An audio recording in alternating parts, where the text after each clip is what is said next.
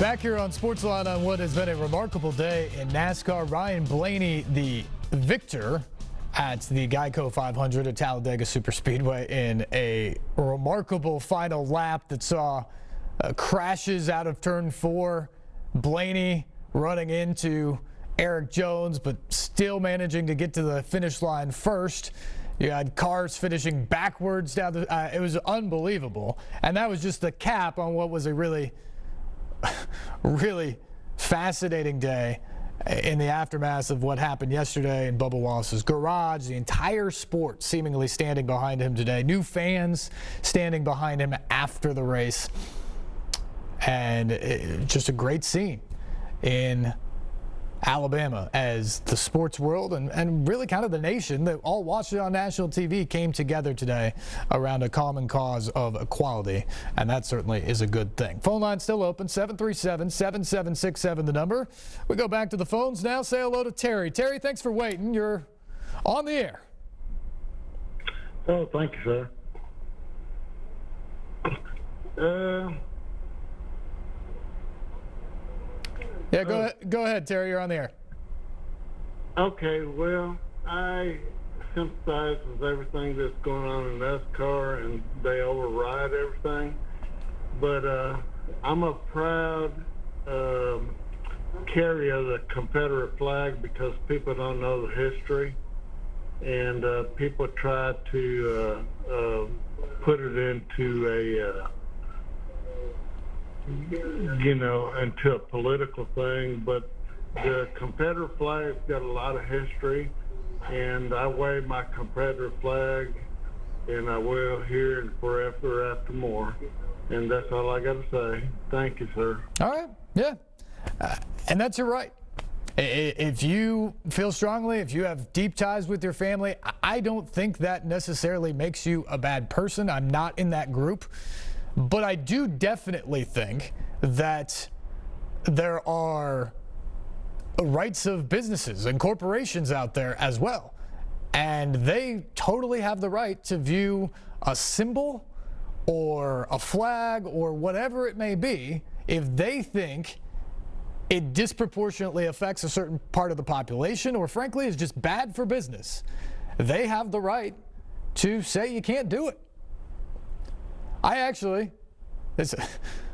don't mean to go in this direction with it, but it's a fair comparison on the other side in some ways of if the NFL at the time said that they were banning players from kneeling because you're on the clock at the office and this is not good for our business, I think they would have been well within their rights to do that as well. I certainly don't think it's going to happen in 2020 because I think they very much see what the players want to do and support what it is now. But had they done that in 2016, I would have supported their right as a business to do it as well. Because as we saw, it wasn't particularly good for business at the time. And you have the right to do that as a league or as a business or whatever. And so while an individual still has the right to fly the Confederate flag or put it on the back of his truck or whatever the case may be, that's fine.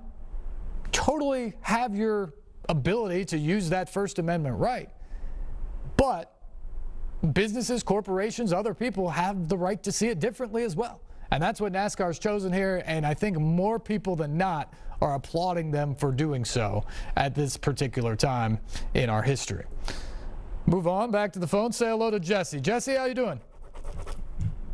Hey, how you doing? Good. I've been a NASCAR fan for a long time, and I mean whenever NASCAR, banned the Confederate flag, I mean it made me mad. But after what happened this weekend to Bubba Wallace, it made me kind of stop and think about, everything. Just because you fly the Confederate flag don't mean, you're racist or anything, right? I don't think it does. For some people, it means that, though. And I think And that's the thing I will always argue. If you fly the Confederate flag, it does not mean you're the person who put the noose in the garage, or it doesn't mean that you're a person who once, did something horrendous to something. I think there is a delineation between those sort of things. People have family history and all sorts of things, but there are definitely people out there, Jesse, who do think that flying the Confederate flag is a symbol of all those things, and that's what they hate about it, obviously. Well, NASCAR was born in the South, right? Yeah. By moonshiners. Yep. And can't we just meet in the middle? Fly the American flag and the Confederate flag both, and show, that we are united, even though, just show, fly the Confederate flag, I guess I'm trying to say, fly the Confederate flag to show, NASCAR was born in the South. But fly the American flag beside it and say, we are united. That we're not, racist or nothing. Yeah. Jesse, thanks for the call. Sorry, I thought you were done there.